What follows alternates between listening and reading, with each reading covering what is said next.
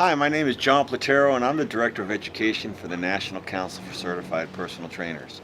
And although you may have joined me for some other more intense workouts or postural workouts, today I'm going to show you 3 movements that you can do to improve the integrity and the health of your joints.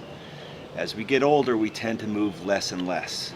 So in the pool is magic for 3 things, for 3 reasons. 1, it's water, and we're made mostly of water. 2, it acts as a compression sleeve. It actually compresses the joints, and if you've ever been injured, that's one of the things you're supposed to do.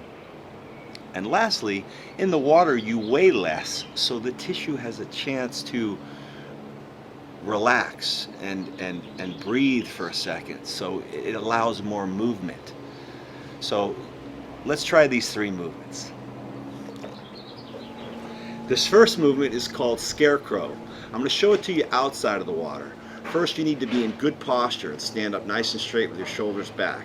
And you're going to stand like a scarecrow and move your hands forward and backwards. Okay? But you need to do this underwater with your arms submerged. This is for your rotator cuff. It maintains, these are the muscles that help your humerus or your arm stay connected to your body as your chest and your back do the major movements of pushing and pulling. Don't think workout here. Think dynamic movement. You're just moving. Joints thrive on movement, specifically synovial joints. And that's what your shoulder is, synovial joint. So just think controlled movement with the resistance coming from the water. It's gentle. Simple as that.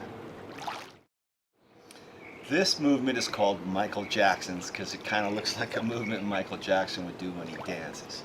Now inside your hip, like your shoulder, you have like an inner stabilizing system or a certain set of muscles that kind of hold on to the femur and keeps it inside the hip joint. We rarely focus on these muscles because we're thinking about just running and jumping. But by moving your leg internally and externally like this, inside the water, that gentle resistance allows these smaller muscles to engage and improve the integrity of the hip joint. So you can do it, you want to keep the legs submerged, so I'm doing it somewhat, my upper body out of the water, but you can be submerged in the water and do it, well, it doesn't matter.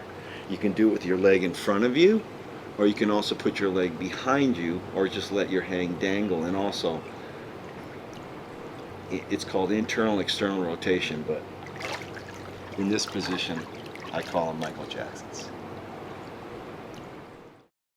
This last movement is called a bear hug, and it targets the joints of the spine and the scapulothoracic joint, which is your shoulder blades on the thorax, which is not a true synovial joint, it's a physiological joint, but it thrives like all synovial joints on movement.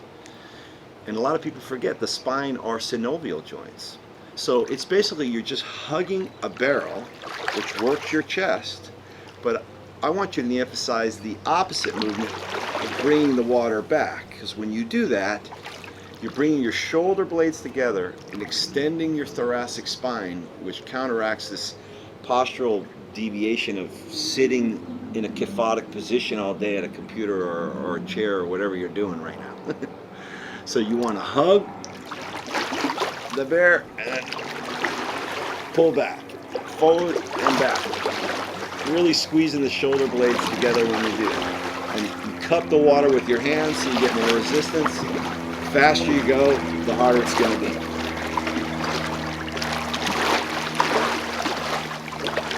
This is going to really help your posture and the mobility of your upper thoracic spine.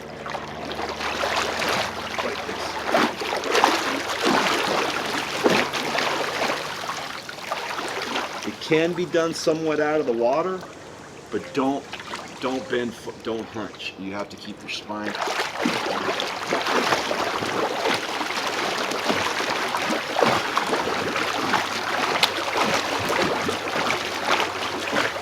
Simple as that.